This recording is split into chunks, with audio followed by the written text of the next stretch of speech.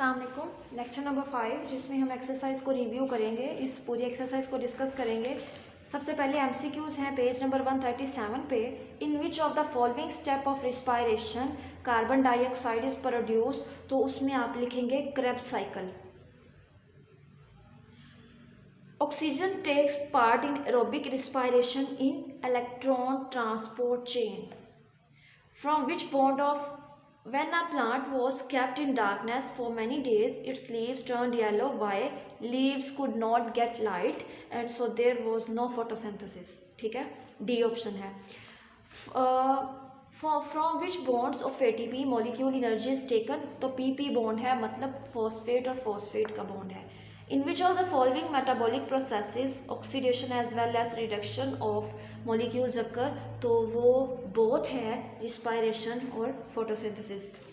फिर short question से है, क्वेश्चन नंबर आपके सिलेबस का वो क्वेश्चन नंबर है पेज नंबर 138 का क्वेश्चन नंबर 1 है, why it is said that all life forms depended on photosynthesis. तो मैंने पहले भी बताया था कि फोटोसिंथेसिस नेसेसरी इसलिए है कि जो ऑर्गेनिजम्स हैं वो डायरेक्टली और इनडायरेक्टली इससे फूड यूज़ कर रहे होते हैं। What structures and phenomena are involve in intake of carbon and dioxide and water. तो वाटर जो था ये रॉ मटेरियल है का फोटोसिंथेसिस का, और इनके पास जो वाटर इनटेक होता है प्लांट्स में वो थ्रू जाइलम, और जाइलम वेसल्स होता है, रूट्स के थ्रू होता है। जबकि जो carbon dioxide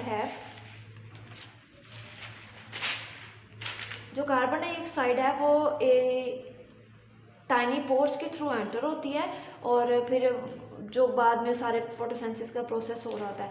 in what ways the respiratory energy is used in the body. तो एनर्जी किस लिए यूज़ होती है? बॉडी एक्टिविटीज़ के लिए, ग्रोथ के लिए, डेवलपमेंट के लिए, बॉडी के टेम्परेचर को मेंटेन करने के लिए और कांस्टेंट करने के लिए। What is the importance of anaerobic respiration, तो इसमें आप वो एनारोबिक रिस्पायरेशन वाले टॉपिक में जो एनारोब्स की डेफिनेशन वगैरह लिखी है वो आप इसमें लिखेंगे। फिर उसके बाद है outline the processes involve in photosynthesis, कि फोटोसिंथेसिस में कौन कौन से प्रोसेस इन्वॉल्व हैं। तो सबसे पहले आप ये लिखेंगे कि ये लाइट रिएक्शन का प्रोसेस लिखेंगे, फिर डार्क रिएक्शन का लिखेंगे। फिर है what is the differentiate between anaerobic और एरोबिक रिस्पायरेशन, आप वो वाला टेबल करेंगे। फिर कॉन्सेप्चुअल क्वेश्चन में है रिस्पायरेशन और फोटोसिंथेसिस में डिफरेंस, तो आप वो वाला करेंगे। दोनों टेबल आप एज अ लॉन्ग में ही करेंगे। Okay, thank you so much, अल्लाह हाफिज़।